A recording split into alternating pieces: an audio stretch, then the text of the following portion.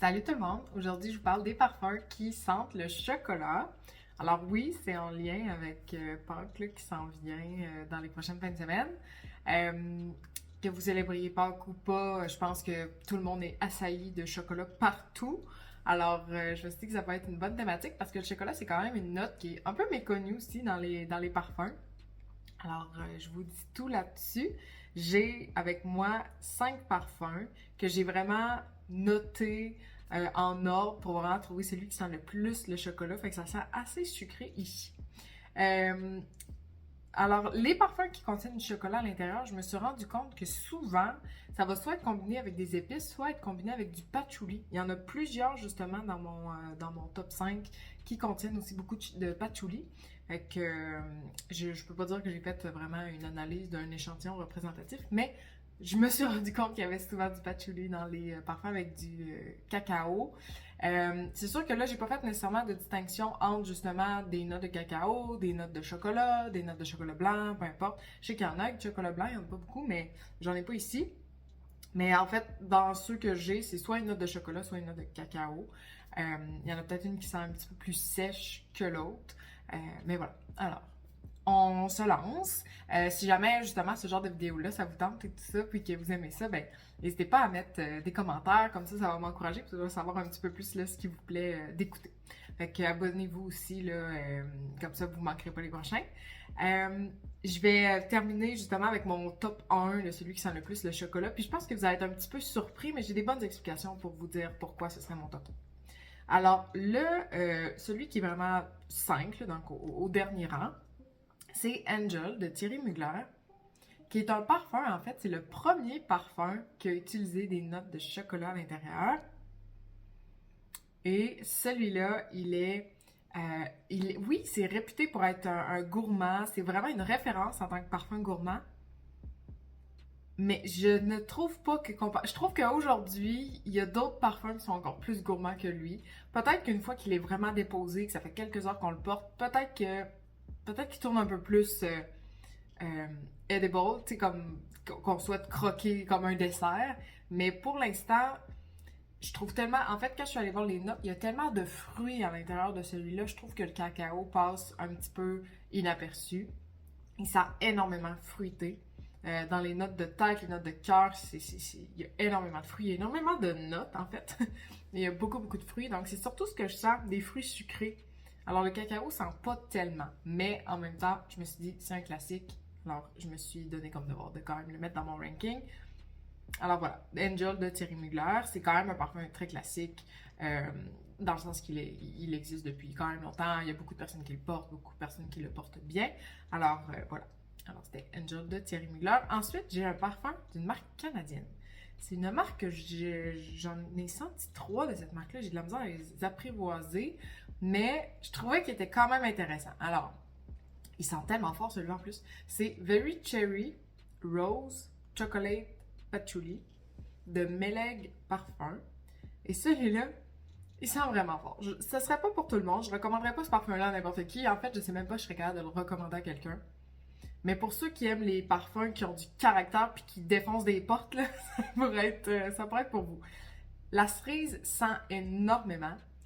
Mais quand je l'ai vaporisé en premier, ce que je sentais beaucoup, c'était le patchouli, puis on dirait peut-être une odeur de menthe. Fait que je dirais, je l'ai mis dans mon ordre à la 4e position parce que ça sentait le chocolat à la menthe. Et là, ça sent le chocolat à la cerise. Fait que ça sentait comme la aéro à la menthe et maintenant ça sent le cherry blossom. Mais c'est quand même un parfum oui, on sent le chocolat à l'intérieur, mais encore une fois, il est énormément évolutif puis il est difficile à porter. Fait numéro 4, celui-là avec un nom à coucher dehors, de Melek Parfum. Ensuite, Tabac Rose de Billy Kay. Et celui-là aussi, il sent quand même fort. Le chocolat sent énormément, mais ce qu'on sent le plus, c'est la rose. Je pense que le tabac vient vraiment juste comme donner un aspect sec au parfum. Mais on sent beaucoup le chocolat. Et ça, en fait, il est assez sec avec quasiment un peu d'amertume, donc ça me fait penser à une palette de chocolat 75%. Alors ça, c'est Tabac Rose de BDK. Je dirais que, ouais, la rose sent vraiment fort. Puis c'est ça. Je trouve qu'il y a de l'amertume là-dedans, fait que définitivement. Chocolat 75%. Ensuite, on a Golden Dala de Xurjoff. Et celui-là, il sent tellement bon, mais je trouve que ça commence à être une identité de parfum que je commence à sentir de plus en plus, ou je sais pas si c'est parce que ces temps-ci, j'ai des échantillons qui se ressemblent, mais je trouve qu'il ressemble à Angel Share de Kilian. Un peu boozy, il sent le spiritueux, il sent comme le speakeasy.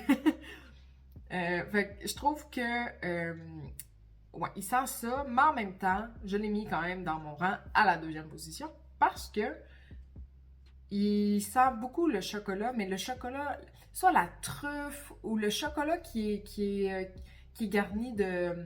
Tu sais, des fois, il y a du chocolat au rhum, du chocolat au cognac, des choses comme ça. Ça sent ce genre de chocolat-là.